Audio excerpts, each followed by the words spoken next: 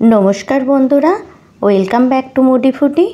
आमी आपनादेर सबार प्रिय अनिंदिता आज आपनादेर साथे शेयर करब गुगुलिर कारिर रेसिपि। तो चलुन बंधुरा रेसिपिटी शुरू करी। तो सबार प्रथम गुगुलिर कारी बानाबार जोन्नो आमी गुगुली निये नियेछि।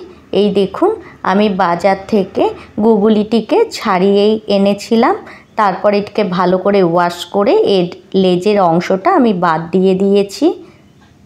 এখন আমি গুগলিটি বানাবো, তার জন্য আমি একটা কড়াইয়ে আমি জল ফুটতে দিয়ে দিয়েছি। এখন আমি এই ছাড়ানো ওয়াশ করা গুগলিটি এর উপর দিয়ে দিলাম। দিয়ে দেওয়ার পর এটাকে হাই ফ্লেমে আমি 1 মিনিট ফুটিয়ে নেব। এদিকে যতক্ষণ গুগলিটি আমার সেদ্ধ হচ্ছে আমি একটা মশলা বানাবো, তার জন্য আমি একটা মিক্সার গ্রাইন্ডারে দিয়ে দিলাম আর্ধেকটা টমেটো, 4টে কাঁচা লঙ্কা, একটা পেঁয়াজ আর 4-5 কোয়া রসুন আর এক টুকরো আদা। এখন আমি একটু জল দিয়ে এর একটা পেস্ট বানিয়ে নেব।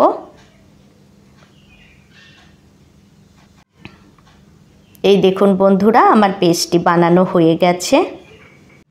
এখন আমি গুগলি সবজিটি বানাবো, তার জন্য আমি একটা কড়াইয়ে 1 টেবিল স্পুনের একটু কম মাস্টার্ড অয়েল গরম করার জন্য রেখে দিয়েছি। এখন গরম তেলে আমি 2টো শুকনো লঙ্কা দিয়ে 5 সেকেন্ড ভেজে নেওয়ার পর আমি এর মধ্যে দিয়ে দিলাম আলু।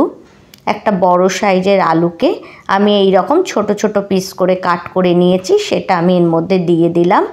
একটু আলুটা ভাজা ভাজা হয়ে গেলে আমি যেই মশলার পেস্টটি বানিয়ে রেখেছিলাম সেটি আমি এর মধ্যে অ্যাড করে দিলাম। মশলার পেস্টটি অ্যাড করে দেওয়ার পর এটিকেও আমি সমস্ত গুলির সাথে মিক্স করে নেব।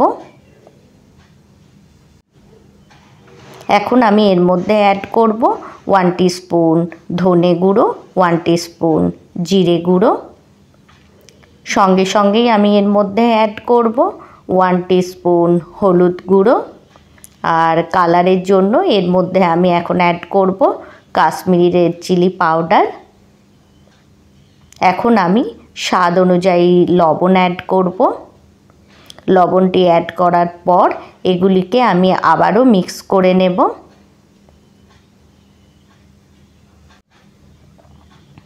এই দেখুন বন্ধুরা আমার মশলাটি ভালো করে ভাজা হয়ে গেছে। এই পর্যায়ে আমি যে গুগলিটিকে সেদ্ধ করে রেখেছিলাম সেটি আমি এর মধ্যে অ্যাড করে দেব। এখন গুগলিটি অ্যাড করে দেওয়ার পর সমস্ত মশলার সাথে আমি গুগলিটিকে খুব ভালোভাবে মিক্স করে নেব। এইভাবে গুগলির কারি বানালে আমি গ্যারেন্টি দিয়ে বলছি এর স্বাদ আপনারা কোনোদিনই ভুলবেন না। অবশ্যই এইভাবে এই রেসিপিটি আপনারা ট্রাই করবেন আর ট্রাই করলে ফিডব্যাক আমার সাথে শেয়ার করবেন।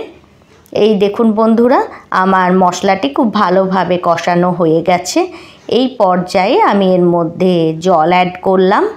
জল অ্যাড করার পর এটিকে মিক্স করে নিয়ে আমি ঢাকা দিয়ে লো ফ্লেমে আমি 10 মিনিট রেখে দেব।